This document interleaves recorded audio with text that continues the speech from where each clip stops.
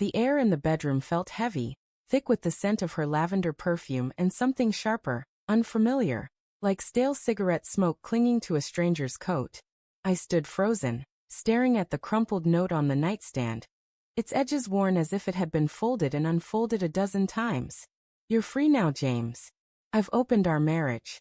Do what you want." The words, scrawled in Sarah's looping handwriting, hit like a fist to the gut, each syllable a betrayal sharper than the last. My pulse thrummed in my ears, drowning out the distant hum of the city beyond our apartment window. 10 years of marriage. And this was how she told me? I sank onto the edge of the bed, the mattress creaking under my weight, and reread the note, searching for some hidden meaning, some clue that this was a cruel joke. The paper trembled in my hands, the ink blurring as my eyes stung. Sarah wasn't home. She'd left for her girls' night 3 hours ago, her laughter echoing as she'd kissed my cheek and promised to be back by midnight. Her absence now felt like a chasm, the silent screaming questions I wasn't ready to face. Was this real? Had she been planning this?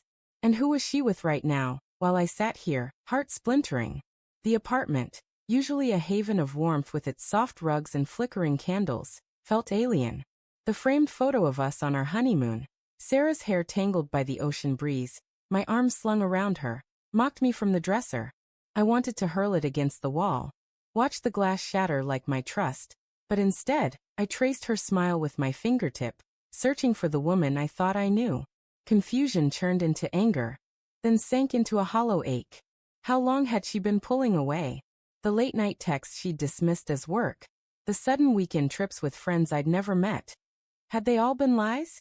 I grabbed my phone, thumbs hovering over her contact. Call her. Demand answers. But what would I say? "Hey love, did you mean to gut me with a post-it note?" Instead, I scrolled through our texts, hunting for signs I'd missed. A message from last week caught my eye. "Need some space tonight, babe. Don't wait up." I thought she meant yoga class, her escape from stress.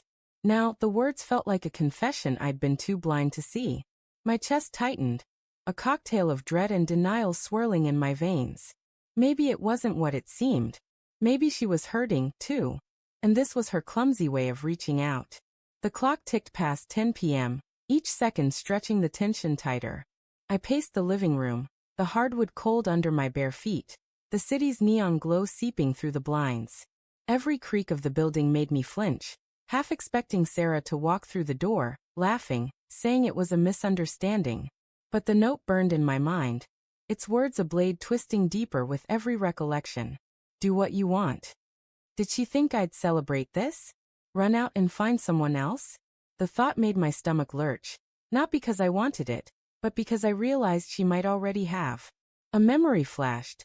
Last month at her friend Lisa's party, Sarah had been radiant, her laugh louder than usual, her eyes lingering too long on a man I didn't know. He'd leaned in close, whispering something that made her blush, and I'd brushed it off as harmless flirting. She'd come home with me, after all. But now, that moment replayed in vivid detail. The way her hand grazed his arm, the way she'd glanced at me afterward, like she was checking if I'd noticed. My breath hitched. Had it started then? Or earlier? I needed answers, but the apartment held only echoes. Her laptop sat on the coffee table, its sleek silver surface glinting under the lamp. My fingers twitched. Snooping felt like crossing a line, but hadn't she crossed one first? I opened it, her password, our anniversary, unlocking it with a bitter irony. Her email was open, a thread with someone named M glaring at me. No last name, just M. The subject line was blank, but the messages weren't. Can't stop thinking about last night, one read. You make me feel alive, said another. My vision blurred, the words searing into my brain. Each one was a nail in the coffin of our marriage, hammering home the truth I'd been dodging. Who the hell is M?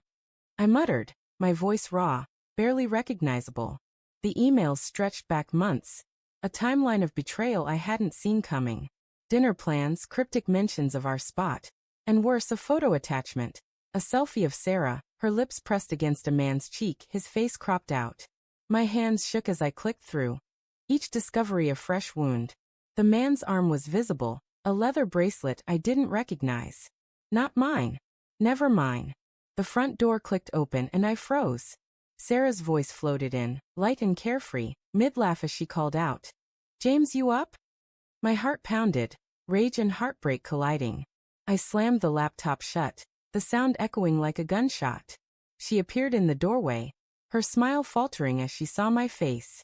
Her hair was mussed, her lipstick smudged, and that foreign smoke scent clung to her jacket. What's wrong? She asked, her voice too soft, too innocent. I held up the note, my hand trembling. This. Explain this. My voice cracked, betraying the storm inside me. Her eyes widened, then darted to the floor, guilt flickering across her face before she masked it with a sigh. James, I meant to talk to you about it, she said, stepping closer. Things have been off with us, you know? I thought this could give us both freedom. Freedom.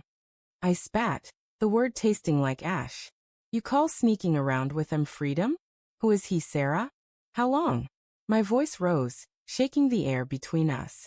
She flinched, her hands twisting together, but she didn't answer. Her silence was louder than any confession. It's not what you think, she finally said, her voice small, unconvincing. Emma's just a friend. Someone I talk to. I didn't mean to hurt you. Then why the note? I demanded, stepping closer, the space between us electric with tension. Why not tell me to my face? Why hide emails, Sarah? Why lie? Each question was a plea, a desperate hope she'd say something to make this make sense. But her eyes, those eyes I'd loved for a decade, held only regret, not denial. I didn't know how, she whispered, tears welling. I still love you, James. I just needed more. More. The word broke me. I laughed, a bitter, hollow sound. 10 years, Sarah. I gave you everything. And you needed more? My voice cracked, and I hated how vulnerable it made me sound. I wanted to scream, to shake her, to make her feel the weight of my pain. Instead, I turned away, my gaze landing on the laptop. An idea sparked, cold and sharp, fueled by the rage bubbling in my chest. Fine, I said, my voice low, dangerous. You want an open marriage? Let's make it fair. I grabbed my phone, opened a dating app one hadn't touched since college, and started typing. Her eyes widened, a flash of panic crossing her face. James, what are you doing? She asked, her voice trembling now. You said I'm free, I shot back, not looking at her. So I'm doing what I want. Just like you. My fingers moved fast, crafting a profile, uploading a photo. It wasn't about wanting someone else. It was about making her feel the sting, the way she'd made me bleed. I hit publish, the app pinging with confirmation. Sarah's breath hitched, and for the first time, I saw fear in her eyes. Stop, she said, reaching for my phone. I pulled back, meeting her gaze. You don't mean this. You're just angry. Angry. I laughed again, the sound jagged. You ripped my heart out, Sarah. You don't get to tell me how I feel. The room spun, the weight of my words settling between us. I didn't want the app, didn't want anyone else. I wanted her, the old her, the one who'd promised forever. But that woman was gone, replaced by this stranger who'd rewritten our vows without me. The silence stretched, thick with unspoken truths. Then, her phone buzzed on the counter. She glanced at it, and I saw the name flash on the screen, Michael. M. My stomach dropped, the final piece clicking into place. Michael, her coworker, the one she'd sworn was just a friend. The one with the leather bracelet. You're free now, too, I said, my voice cold, final. I walked past her, grabbing my jacket. Enjoy it. The door slammed behind me, the sound echoing in my chest as I stepped into the night, the city's pulse drowning out the pieces of my shattered heart.